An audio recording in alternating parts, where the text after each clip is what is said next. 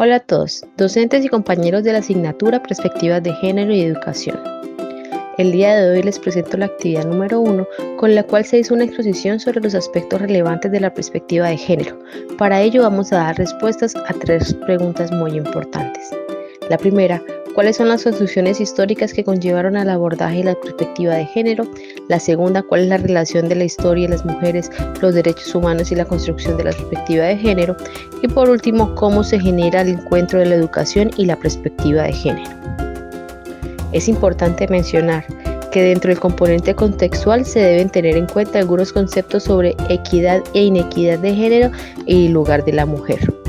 Es por ello que el concepto de género comienza a surgir a mediados de los años 70 como respuesta a las interrogantes teóricas metodológicas planteadas por las desigualdades existentes entre hombres y mujeres en función de sus centros. Para Scott, en 1986, menciona que el género no es solo una construcción social de las diferencias sexuales, sino también una forma de significar las relaciones de poder. Por otra parte, para Scholar, en 1968, lo que determina la identidad y el comportamiento masculino y femenino no es solo lo biológico, sino también el hecho de haber vivido desde el nacimiento las experiencias, ritos y costumbres atribuidos a los hombres y a las mujeres. De igual manera, es importante mencionar que la historia del concepto de género fue inicialmente concebida como una especie de difusión de la historia de las mujeres, permitiendo, según Natalie en 1976, definir sus objetivos en el estudio de descubrir las variaciones de los papeles y significados de los roles sexuales en las diferentes sociedades y periodos.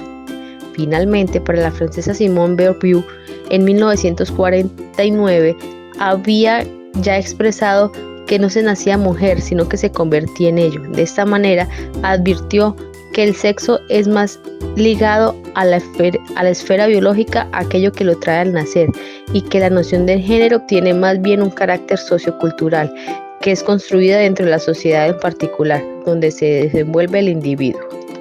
Ahora bien, retomando las preguntas mencionadas al inicio de la presentación, para abordar la primera, ¿cuáles son las construcciones históricas que conllevaron al abordaje de la perspectiva de género? Encontramos como primero el abordaje del rol protagónico, que es la figura del patriarcado, donde se puede identificar en el transcurso de la historia aún sigue predominando la diferencia entre la mujer y el hombre. También el adoctrinamiento cultural, donde es una imposición de manera de pensar y actuar de la comunidad, donde predomina la diferencia sin igualdad. De esta misma forma, se evidencia la consolidación de una teoría psicológica explicativa de las relaciones intergrupales que intentan dar cuenta de cómo y del por qué surgen los prejuicios sexistas a partir del desarrollo de la teoría de la identidad. Así pues, las ciencias y las ciencias sociales están cambiando y se han modificado para adecuarse a los momentos históricos gracias a las ciencias humanas. Por otra parte, las organizaciones sociales de la historia y la comunidad es necesario para garantizar los recursos económicos y los medios de subsistencia de sus miembros. En cuanto a la segunda, ¿cuál es la relación de la historia con las mujeres, los derechos humanos, con la construcción de la perspectiva de género? Podemos encontrar que las mujeres han vivido de manera plurales en las diversas circunstancias dentro de la sociedad. De igual manera, todas las mujeres tienen el disfrute pleno de las condiciones de igualdad que los derechos humanos y a vivir libremente todas las formas sin discriminación. Son sujetos de historia propia, compleja, divertida y contradictoria, comprendida por la experiencia y la vinculación de los procesos históricos globales. El enfoque relacional ha instalado el derecho de la mujer a resaltar sus aspectos propios femeninos como el poder, la autonomía y estar en contra de la resignación y la sumisión.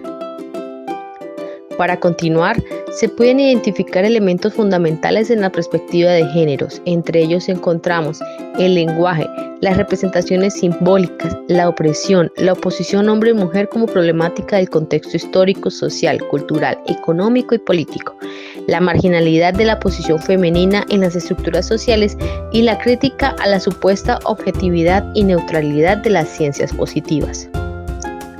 Para la tercera pregunta de cómo se genera el encuentro de la educación y la perspectiva de género, Podemos decir que, por medio de las organizaciones internacionales, los gobiernos nacionales, investigadores y académicos que han levantado su voz para descartar el papel de la educación por medio de la primordial para lograr una sociedad democrática, participativa y plural.